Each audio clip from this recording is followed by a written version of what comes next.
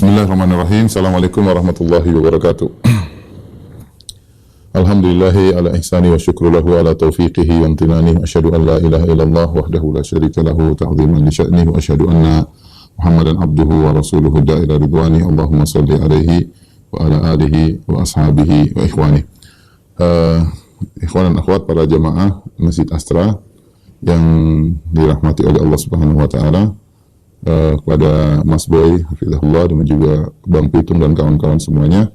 Alhamdulillah pada kesempatan pagi hari ini kita dikumpulkan bersama untuk sama-sama saling mengingatkan tentang amalan-amalan yang terbaik ya.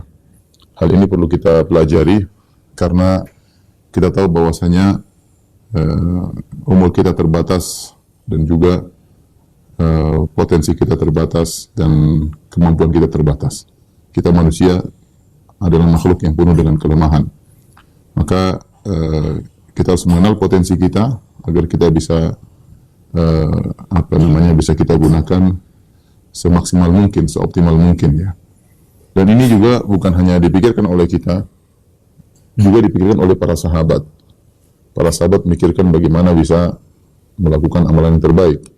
Karena Allah Subhanahu wa taala yang memerintahkan dalam Al-Qur'an untuk berlomba ya. Kalau kita lihat ayat-ayat berkaitan dengan beramal saleh, maka ayat-ayat datang dalam konteks memacu, suruh berlomba, suruh cepat, enggak ada tunda-tunda, seperti firman Allah Subhanahu wa taala, fastabiqul khairat, berlomba-lombalah dalam kebaikan. Seperti juga firman Allah Subhanahu wa taala, wasari'u ila maghfiratin min rabbikum wa jannatin arduha samawati wal ardu iddatul muttaqin. Bersegeralah kalian, cepatlah. Sari'u artinya cepat.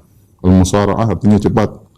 Cepatlah menuju ampunan Allah dan menuju surga yang luasnya seluas langit dan bumi. Itu dengan beramal saleh. Dalam ayat yang lain kata Allah Subhanahu wa taala, sabiqu ila maghfiratin min rabbikum wa jannatin arduha ka ardi samai wal ardi iddat lil ladzina amanu billahi wa rasulih. Cepatlah kalian, ke depanlah ya.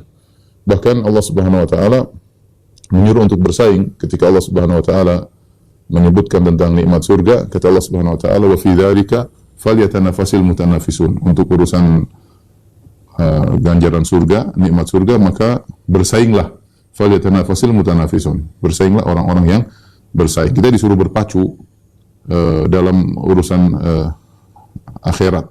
Karena kita tahu hidup kita di dunia sementara dan kehidupan yang sungguhnya adalah di akhirat kelak ya. Kita akan lewati kehidupan dunia ini ya, 50, 60, 70 tahun ya, lebih atau kurang. Setelah itu kita akan masuk dalam kehidupan akhirat yang abadi. Maka potensi yang kita miliki sekarang ya, kita harus efektifkan semaksimal mungkin, seoptimal mungkin untuk bisa melakukan amalan yang terbaik. Karenanya datang dalam banyak hadis di mana para sahabat bertanya kepada Nabi sallallahu alaihi wasallam tentang amalan-amalan yang terbaik. Tidak lain karena mereka ingin bisa melakukan yang maksimal, yang optimal, mengingat potensi yang mereka miliki terbatas. Dan yang menakjubkan, Rasulullah SAW menjawab dengan berbagai macam jawaban. Tidak satu jawaban ketika Rasulullah SAW ditanya tentang amalan yang terbaik ya. Makanya para ulama bahas, kok bisa Nabi menjawab dengan berbagai macam jawaban. Maka sebagian ulama mengatakan itu ditinjau dari penanya. Rasulullah melihat potensi masing-masing penanya ya. Baik, kita bacakan di antara hadis-hadis tersebut seperti dalam hadis Ibnu Mas'ud yang diriwayatkan Imam Bukhari dan Imam Muslim. Ibnu Mas'ud bertanya, "Sa'altu Nabi sallallahu alaihi wasallam ayyul amali ahabbu ila Allah." Aku bertanya kepada Nabi sallallahu alaihi wasallam tentang amalan apa yang terbaik. Maka Nabi sallallahu alaihi wasallam mengatakan, "As-salatu ala waqtiha." Salat pada waktunya. Qala, kemudian aku berkata lagi, "Tsumma ayyun?" Setelah salat pada waktunya apa lagi ya Rasulullah? Kata Rasulullah SAW, "Tsumma birrul walidain." Kemudian berbakti kepada kedua orang tua. Kemudian aku bertanya lagi, "Tsumma ayyun?" Kemudian apa ya Rasulullah? Setelah itu kata Rasulullah SAW, "Al-jihadu fi sabilillah." Jihad di jalan Allah Subhanahu wa taala. Di sini ketika Ibnu Mas'ud bertanya, Rasulullah SAW mengatakan yang terbaik adalah salat pada waktunya, kemudian berbakti kepada orang tua, baru kemudian jihad di jalan Allah Subhanahu wa taala ya. Ini dalam satu konteks. Dalam konteks yang lain, hadis riwayat Imam Nasa'i dan juga Imam Ahmad dan Ibnu Khuzaimah serta Ibnu Hibban dari Abu Umamah Al-Bahili radhiyallahu ta'ala anhu. Sahabat sekarang yang nanya lain lagi. Tadi Ibnu Mas'ud, sekarang Abu Umamah Al-Bahili radhiyallahu anhu, annahu sa'ala Rasulullah sallam ayyul amali afdal.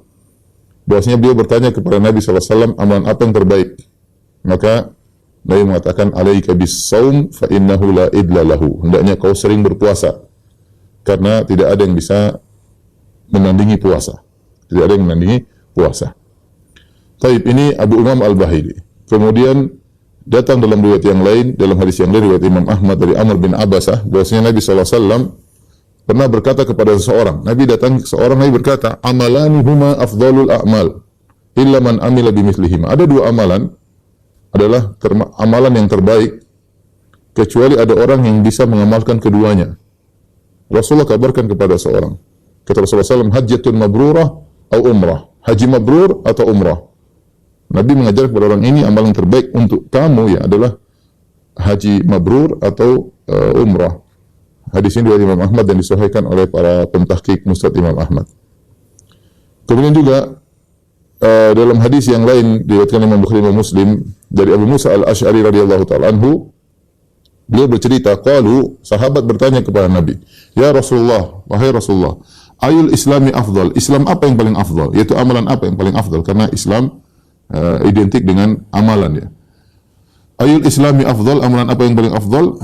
Kata Nabi SAW, man salimal muslimuna min lisani wa yadihi. Islam yang terbaik adalah, muslim yang terbaik adalah orang yang kaum muslimin selamat dari gangguan lisannya dan tangannya, yaitu tidak ganggu orang. Muslim terbaik kata Nabi yang tidak ganggu orang. Lisannya dia jaga, tangannya dia jaga, komentarnya dia jaga, ya, tidak ganggu orang lain, ya, statusnya dia jaga, tidak ganggu orang lain, ya.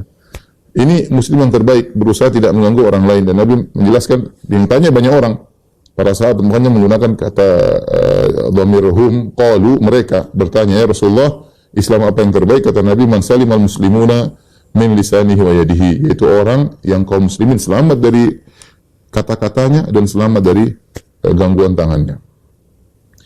Hadis yang lain juga dari Imam Al-Bukhari dari Abu Hurairah radhiyallahu anhu qala, Abu Hurairah berkata, ja'a rajulun ila Rasulillah sallallahu alaihi wasallam. Ada seorang laki datang kepada Rasulullah sallallahu alaihi wasallam, faqala, kemudian dia berkata, dullani ala amalin ya'dilul jihad.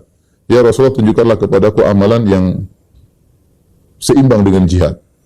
Maka Nabi SAW mengatakan, la ajiduhu, aku tidak mendapati ada amalan yang seimbang dengan jihad. Maka dia bertanya, Rasulullah berkata, hal yastati'u idza kharaja al-mujahidu an tadkhula masjidaka fatakuma wa la taftur wa tasuma wa la tuftir? Qala wa man yastati'u dzalik? Ya. Apakah kau mampu jika seorang mujahid keluar berjihad di jalan Allah Subhanahu wa taala, kemudian kau masuk ke masjid, lalu engkau salat tidak pernah berhenti dan kau berpuasa tidak pernah berbuka? Orang ini berkata, siapa yang mampu melakukan demikian? Artinya Nabi yang jelas bahwa orang ini untuk engkau adalah jihad yang terbaik ya. Dalam hadis yang lain juga seperti Rasulullah SAW ketika didatangi oleh seorang hadis yang masyhur, dia berkata, ya Rasulullah, ausini. Ya Rasulullah, berilah wasiat kepadaku. Ya. Maka Rasulullah SAW berkata, la taqdab, jangan marah. Dia ingin minta wasiat yang spesial yang bisa dia jadikan pegangan dalam kehidupannya. Faraddada miraran, seakan-akan dia tidak puas, dia ingin sesuatu yang lain. Dia berkata, ya Rasulullah, ausini, berilah wasiat kepadaku. Rasulullah SAW jawab lagi, la taqdab, jangan marah. Dia tanya lagi, ya Rasulullah, ausini, ya Rasulullah, berilah wasiat kepadaku. Kata Rasulullah SAW, jangan marah. Dalam riwayat yang lain juga ada seorang lelaki lain bertanya kepada Nabi, ya Rasulullah, dullani ala amalin idza amiltuhu dakhaltul jannah wa la tukthir alayya.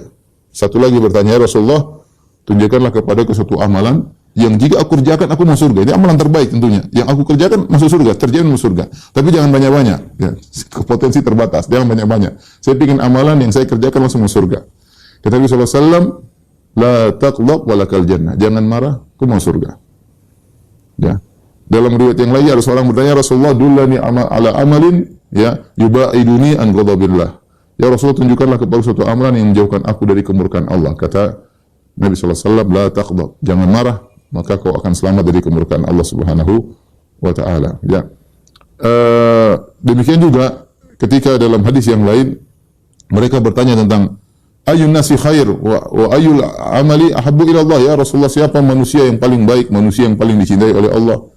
Kemudian amalan apa yang paling dicintai oleh Allah Subhanahu wa taala? Maka Rasulullah SAW berkata, khairun nas anfa'uhum linnas. Manusia yang terbaik adalah yang paling bermanfaat bagi orang lain. Manusia yang terbaik adalah yang paling bermanfaat bagi orang lain. Wa habbul a'mali ila Allah sururun tudkhilu ala qalbi muslim. Dan amalan yang terbaik yang paling dicintai oleh Allah adalah rasa bahagia yang kau masukkan dalam hati seorang muslim. Au tatruda anhu ju'an, atau kau hilangkan rasa laparnya. Au taqdi anhu dainan, atau kau lunaskan hutang-hutangnya. Au takshifa anhu kurba, atau kau hilangkan penderitaannya. Ya. Kemudian Rasulullah SAW berkata, la an amshi ma'a akhi fi hajatihi ahabbu ilayya min an a'takifa fi hadzal masjid syahran. Ya, bahwasanya aku berjalan dengan sahabatku menemani, sekawanku menemani dia untuk memenuhi kebutuhannya, lebih aku sukai daripada aku iktikaf di Masjid Nabawi selama sebulan. Ya.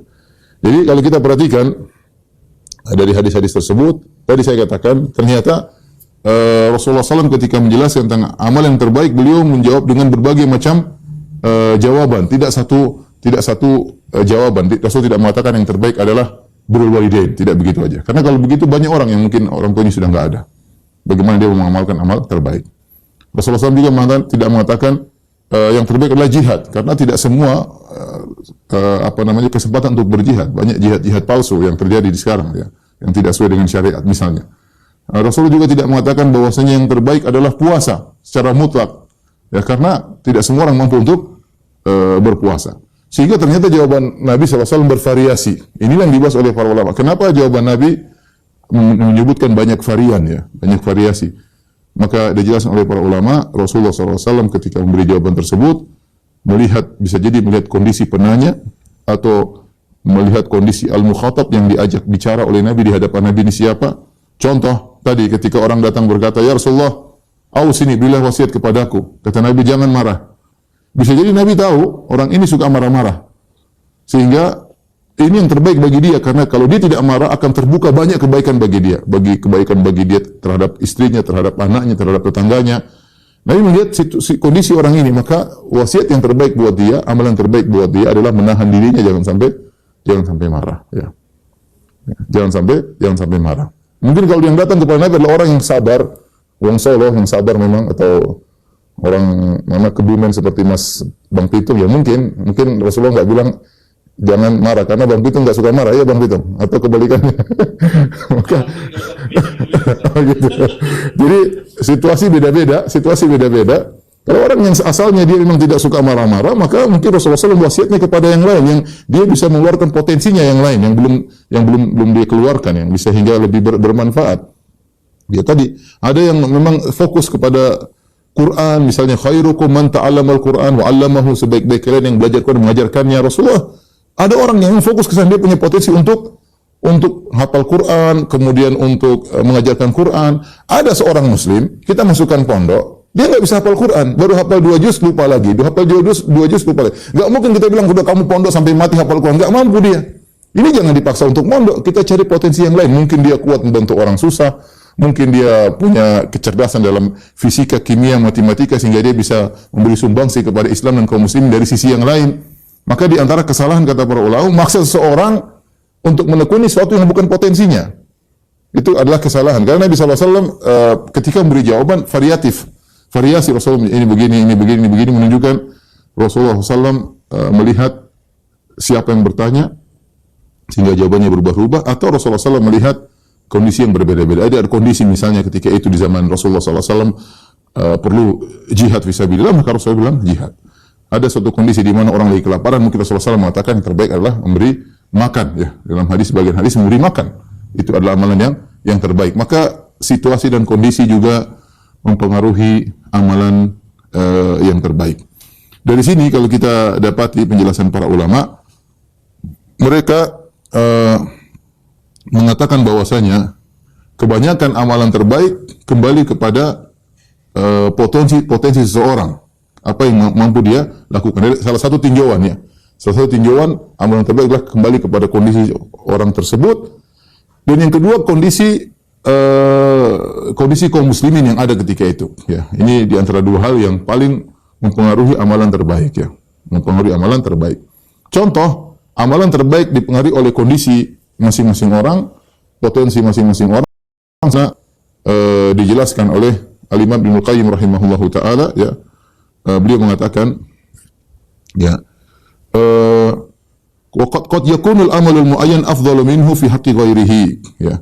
Bisa jadi suatu amal tertentu, ya, lebih baik pada seseorang, namun tidak baik pada bukan yang terbaik bagi orang lain ya. Ya, contoh ya, beliau berkata misalnya, fal ghani alladhi lahu malun katsir wa nafsuhu la tasmah bi badli syai'in minhu fa sadaqatu wa itharu afdalu lahu min qiyamil lail wa siyamin nahar nafilah. Ada orang kaya yang ternyata dia agak pelit, maka apa yang terbaik bagi dia? Amalan yang terbaik bagi dia adalah dia disuruh sedekah. Jangan kita bilang, Pak, yang terbaik Bapak sholat malam. Yang terbaik Bapak puasa. Oh, tambah pelit dia puasa, tidak mau malah pelit. Makan, kemudian hemat ya. Kemudian dia hanya sholat malam, sementara dia punya harta yang banyak dan dia pelit. Maka yang terbaik bagi dia, kalau kita tahu dia ini pelit, kita bilang terbaik bagi Anda adalah bersedekah. Karena dia harus melawan nafsunya yang pelit terhadap hartanya. Ini contoh kata Ibnu Qayyim rahimahullahu ta'ala. Contoh beliau berkata lagi, ya, al-alim alladhi qad arafa sunnah wal halal wal haram wa turukal khair wa syarr mukhalatatuhu linnas wa ta'limuhum wa nussuhum fi dinihim afdalu min i'tizali wa tafrighi waqtihi lis-salat wa qiraatil Qur'an wa tasbih.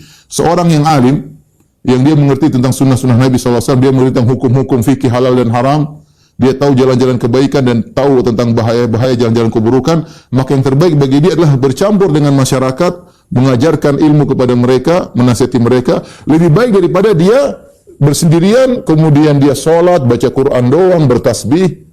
Lebih baik dia ngajarin orang. Ya. Sebaliknya ada orang yang tidak pandai mengajarkan ilmu agama, lebih baik dia baca Quran.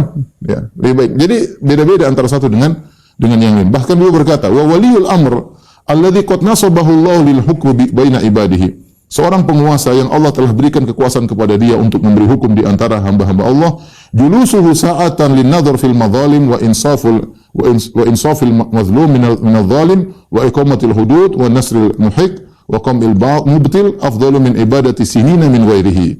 Seorang penguasa yang dia berilmu, yang dia ditugaskan untuk melihat bagaimana kondisi masyarakat, dia duduk hanya sebentar kata Ibnu Qayyim. Dia duduk sebentar untuk mengurusin urusan masyarakat, menolong orang yang dizalimi, kemudian menghukum orang yang berbuat zalim, ya, menegakkan syariat Allah Subhanahu wa taala, menolong orang yang di atas kebenaran, menghukum orang yang di atas kebatilan. Afdalu min ibadati sinina min ghairihi. Itu lebih afdal daripada ibadah orang lain yang bertahun-tahun, ya. Karena berkaitan dengan kemaslahatan umat. Makanya Ibnu Taimiyah pernah berkata bahwasanya al-imamul adil afdalul mujahidin fi zamanihi. Imam yang adil, penguasa yang adil, ya, adalah orang mujahid yang terbaik di zamannya, ya, di zamannya.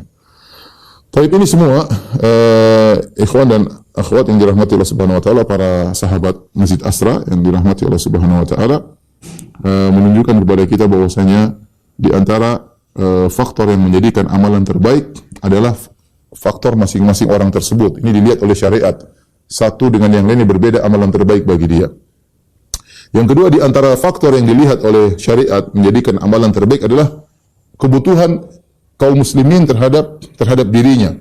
Semakin besar kebutuhan kaum muslimin terhadap dirinya, maka semakin besar pahala yang dia dapatkan. Contoh, Allah Subhanahu wa taala berfirman, falaqatahamal aqabah wa ma adraka mal aqabah fakku raqabah aw it'amun fi yaumin dhi masghabah yatiman dha maqrabah aw miskinan dha matrabah. Kata Allah Subhanahu wa taala menyebutkan di akhir surat Al-Balad tentang keutamaan amal soleh yang bisa membuat seorang masuk ke dalam surga. Di antaranya kata Allah Subhanahu wa taala, aw it'amun fi yaumin dhi masghabah, memberi makan di hari kelaparan. Memberi makan kepada fakir miskin secara umum adalah ibadah yang sangat mulia. Oleh karena dalam Al-Quran banyak disebutkan hal ini. Terlebih lagi ketika di musim kelaparan, ya, ta'amun fi yaumin dhi masghabah, di musim kelaparan. Sehingga kondisi masyarakat yang semakin membutuhkan menjadikan amalan menjadi semakin besar pahalanya. Karena berbeda kita memberi makan kepada fakir miskin di hari-hari biasa dengan kita memberi fakir miskin di hari kelaparan. Pahalanya lebih besar. Kemudian juga kata Allah Subhanahu wa taala, au yatiman dza maqrabah au miskinan dza matrabah, atau membantu seorang miskin dza matrabah, miskin yang super miskin, sehingga Allah mengatakan miskinan dza matrabah, si miskin yang punya tanah. Ini gambaran bahasa menunjukkan dia tidak punya apa-apa. Dia hanya punya tanah, ya. Ini berbeda kita bantu si miskin yang hanya punya tanah dengan si miskin yang mungkin punya sebagian perabot. Artinya semakin orang yang kita bantu semakin sulit, maka pahala kita semakin besar. Pahala kita semakin besar. Dari sini karena kita ingin mengajak para kaum muslimin untuk membantu kaum muslimin yang lainnya dari sisi donor darah, ya, mengingat kebutuhan darah bagi kaum muslimin sekarang sangat tinggi, ya, sebagaimana tadi dijelaskan oleh Mas Boy dan juga Bang Pitung. Maka saya ingatkan di antara amalan terbaik adalah membantu orang lain, terutama ketika mereka dalam kebutuhan yang mendesak. Karenanya di antara kesalahan sebagian orang memandang bahwasanya ibadah itu hanyalah hubungan antara seorang dengan Rabbul Alamin, dengan Allah Subhanahu wa taala.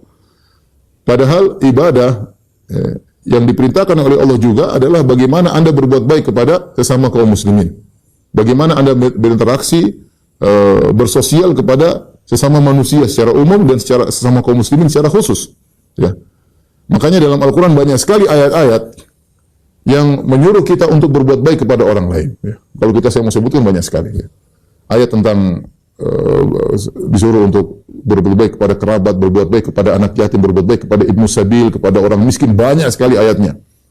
Ayat suruh anfiku, berinfak, banyak sekali dalam Al-Quran, banyak.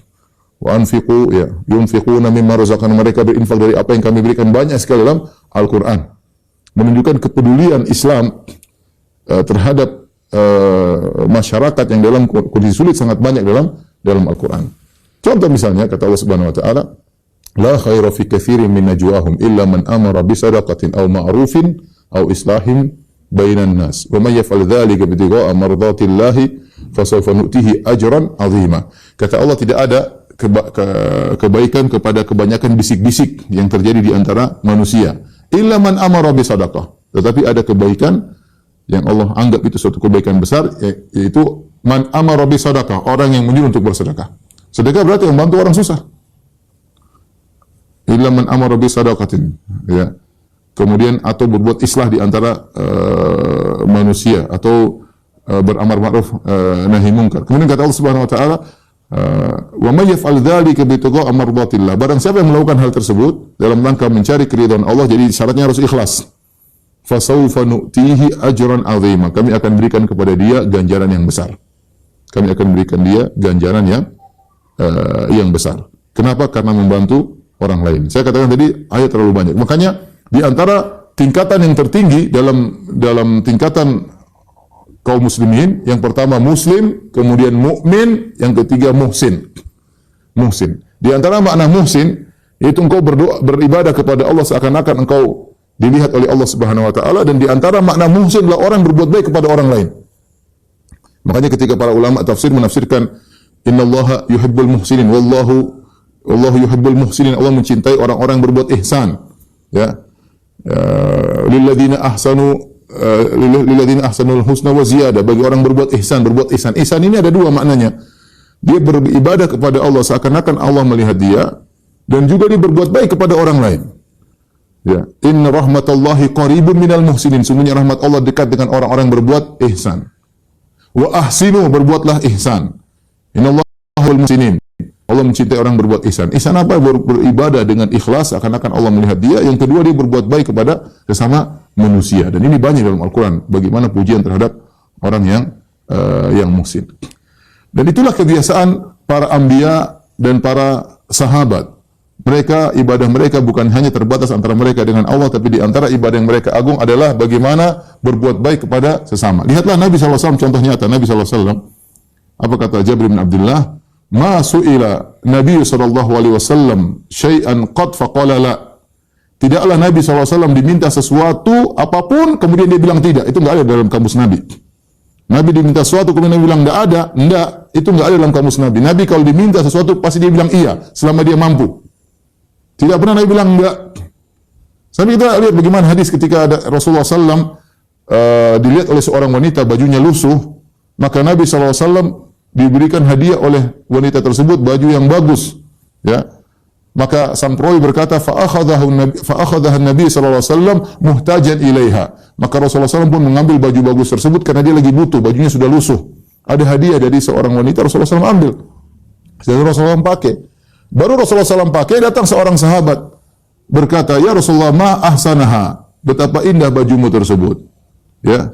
Uksuniha, ya Rasulullah, berikan baju itu kepadaku. Subhanallah, Rasulullah baru pakai, sudah diminta lagi. Maka Rasulullah SAW lepas. Rasulullah kasih. Padahal Rasulullah lagi butuh kepada baju tersebut. Rasulullah SAW tidak berkata, ente ini Ustadz kok dimintai bajunya, harusnya kamu berikan baju saya. Rasulullah malah buka baju kasih. Karena Rasulullah tidak ada kamus, enggak, itu enggak ada. Selama dia mampu. Rasulullah mengatakan, kalau saya punya harta, saya akan kasih bagi kalian kepada kalian. Summa la tajiduni bakhilan, kalian tidak akan dapati aku bakhil, enggak mungkin aku bakhil. Ya. Sampai seorang Arab Badui ketika dia minta ghanam bainal jabalain, dia lihat Rasulullah dapat ghanimah banyak, dia minta kambing di antara dua gunung, itu kambing selembah kambing, itu banyak sekali. Rasulullah kasih. Dia pun masuk Islam. Kemudian dia berdakwah kepada kaumnya, dia berkata, ya qaumi aslimu, wahai kaumku masuk Islamlah kalian kalau mau dapat kambing seperti saya. Fa inna Muhammadan a'ta man lam yakhshal faqah. Muhammad kalau sudah bagi sesuatu tidak pernah takut miskin. Jadi Rasulullah SAW terkenal suka membantu orang lain, dan ini dilakukan oleh Nabi bahkan sebelum Nabi diangkat menjadi seorang Nabi. Makanya dalam hadis yang masyhur ketika Rasulullah SAW baru didatangi oleh malaikat Jibril ketakutan, ya, sambil Jibril alaihissalam memeluk Nabi, melepaskannya, memeluk lagi, melepaskannya. Dikatakan Iqra, bacalah. Kata Nabi, ma ana bi iqari, saya tidak bisa baca. Kemudian ditalkin oleh malaikat Jibril, Iqra bismi rabbikal ladzi khalaq, dan seterusnya. Kemudian Nabi SAW turun dari Gua Hira menuju istrinya, ketakutan Khadijah, ya, ketakutan. Dia bilang, laqad khasyitu ala nafsi, sampai Rasulullah mengatakan, zammiluni, selimuti aku. Ketakutan, gemetar. Fazammaluhu, maka istrinya pun menyelimuti Nabi SAW. Sampai tenang, Khadijah bertanya, ada apa wahai suamiku? Kata Rasulullah SAW, laqad khasyitu ala nafsi, sungguh aku khawatir suatu keburukan menimpa diriku. Apa kata Khadijah? Kal fawallahi abshir, tidak mungkin. La yukhzikallahu abada, Allah tidak akan menghinakan engkau selama. Innaka la tasilur rahim, engkau suka menyambung silaturahmi, wa tasduqul hadits, engkau suka jujur. Wa tahmilul kalla, engkau membantu orang yang tidak mampu. Wa taksibul ma'dum, ada orang tidak bisa apa, kau kerja, hasilnya kau kasih buat dia. Wa taqrid dhaif, kau suka menjamu tamu. Wa tu'inu alana wa ibul haq, engkau membantu orang terkena musibah. Ini sifat-sifatmu, selalu membantu orang lain, tidak mungkin Allah hinakan engkau. Jadi Nabi sebelum diangkat menjadi Nabi sudah sifatnya seperti itu, apalagi setelah diangkat menjadi seorang Nabi, ya. Dan terlalu banyak bagaimana menunjukkan Rasulullah SAW membantu orang lain. Sampai Nabi tadi mengatakan, la an amshi ma akhi fi hajatihi, aku berjalan dengan saudaraku memenuhi keperluannya, lebih aku sukai daripada iktikaf di Masjid Nabawi selama sebulan. Kenapa? Karena iktikaf di Masjid Nabawi berkaitan dengan diri sendiri. Tapi dia membantu saudaranya, keperluannya, maka itu berkaitan dengan orang lain. Dan ihsan, di antara makna ihsan adalah membantu orang lain, ya. Jadi kalau kita bicara tentang hadis Nabi, terlalu banyak dalilnya. Kita bicara tentang sahabat. Sahabat pun demikian. Lihatlah Abu Bakar As-Siddiq radhiyallahu ta'ala anhu. Ketika dia ditekan oleh orang-orang musyrikin di kota Mekah, sehingga akhirnya dia pun meninggalkan kota Mekah, dia pergi meninggal kota Mekah, ingin berhijrah, ingin bisa beribadah di bumi yang lain. Ketika di tengah jalan, dia sudah berjalan jauh, ketemu dengan seorang namanya Ibnu Dugunnah. Dia mengatakan, Ibnu Dugunnah orang kafir. Dia berkata, wahai Abu Bakar, kemana kau hendak pergi? Aku ingin beribadah kepada Allah. Mereka melarangku untuk ibadah. Maka kata Ibnu Dugunnah, misluka la yakhruj wa la yukhraj. Orang seperti engkau wahai Abu Bakar tidak boleh keluar dari negerinya dan tidak boleh diusir dari negerinya. Kenapa? Innaka la tasilur rahim, kau suka menyambung silaturahmi. Wa tasduqul hadis, engkau senantiasa jujur. Seperti sifat Nabi. Wa tahmilul kalla, engkau selalu membantu orang yang susah. Wa taksibul ma'dum, engkau bekerja bagi orang yang tidak bisa berbuat apa, kau kerja hasilnya buat dia. Wa taqrid dhaif, kau suka menjamu tamu. Wa tu'inu alana wa ibil haq, dan engkau suka membantu orang yang terkena musibah. Orang seperti kau tidak mungkin diusir. Maka dia pun mengatakan, saya akan jadi jaminan. Kembali ke kota Mekah, beribadah kepada Tuhanmu, aku akan jadi jaminan. Dia musyrik juga, tapi dia kagum dengan Abu Bakar As-Siddiq radhiyallahu ta'ala anhu. Makanya ketika Nabi SAW suatu hari bertanya kepada para sahabat, man asbah minkum sha'iman, siapa yang hari ini puasa? Kata Abu Bakar, saya Rasulullah. Man at'ama minkumul yawma miskinan, siapa yang hari ini beri makan kepada fakir miskin? Kata Abu Bakar, saya Rasulullah. Man ada minkum maridan, siapa di antara kalian yang menyembuh orang sakit? Kata Abu Bakar, saya Rasulullah. Satu hari Abu Bakar kerjain semua. Man tabi'a minkumul yawma janazah, siapa yang hari ini melayat orang meninggal? Kata Abu Bakar, saya Rasulullah. Subhanallah. Abu Bakar luar biasa, sudah puasa, kasih makan orang miskin, menjenguk orang sakit, kemudian melayat orang mati. Kata Nabi, majtama'na fi imri'in illa dakhalal jannah. Tidak mungkin ini berkumpul pada seorang satu hari ngerjain ini semua kecuali masuk surga. Coba kalau kita tanya sama diri kita, siapa yang hari ini puasa?